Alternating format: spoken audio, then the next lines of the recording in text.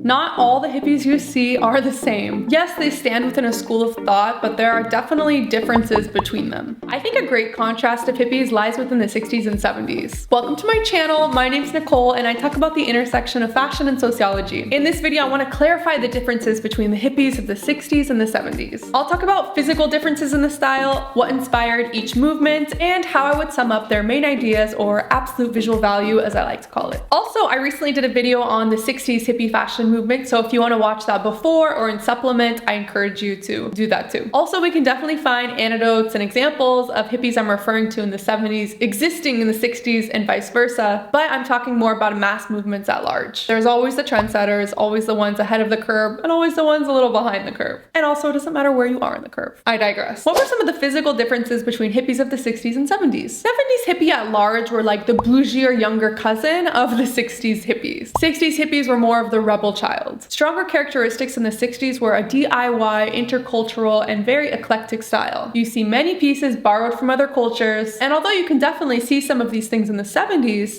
hippies further established their own voice and style code. It was more mature, it was more consistent. A huge part of this is the businesses that were participating in its development, which contributed to mass scale. One brand that helped foreshadow the 70s direction was Pucci. And I'm really excited when I can do this, but I'm wearing a very popular Pucci style in the 70s. Let me show you. I would also like to add, please subscribe if you're liking this conversation and give it a like, because it apparently helps with the algorithm. Back to the program. Emilio Pucci was so significant because he truly met the moment. And just to give you some context to Pucci, they were always colorful and full of pattern, inspired from Italian architecture.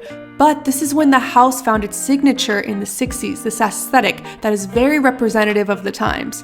What makes it so iconic is that it was a trailblazer for the 70s to come. It's free-spirited hippie vibes, but grounded in luxury and some established norms. This leads into the inspiration behind the 60s hippies movement and how that contributed to the 70s at large. What inspired the 60s versus 70s hippie style? The 60s hippies movement started from an anti-establishment point of view. Anti-consumerism, anti-war, anti-homogenous. It's fluid, it's open to new ideas outside of traditional society. And it never started from high fashion brands, it was from the people. This was a generation that rejected their parents' rigid and traditional ways. Tired of war, tired of conflict, focused heavily on civil rights. By the 70s, a lot of that momentum winded down, and that's because there was some closure within some of these concerns. The Vietnam War ended in 1973, new laws for women were established, like the Equal Pay Act, there was desegregation in schools, amongst a lot of other civil rights laws. So I think by the time the 70s came around, people were kind of questioning how anti-establishment they really are, especially because they did see some changes from an establishment point of view. So what started happening from a fashion point of view is brands were making their own institutionalized concept of the hippie movement. I think overall the main inspiration of the 70s was the late 60s idea of fluidity, peace, and love, that huge hippie ideal, but no longer wanting to reject perhaps everything within consumer establishment culture. And again, this shows with the success of many fashion houses epitomizing this style. What is the 60s and 70s hippie absolute visual value? Three words I'd use to describe the 60s hippie style would be multicultural, escapism, and counter control. For 70s hippie style, I would say escapism, colorful, and fluid. Again, it doesn't mean that the 70s hippie don't embody certain elements from the 60s, but when you compare them, this is where the movements start to shift. What do you guys think? Subscribe if you like thinking about the intersection of fashion and sociology. Thanks for watching.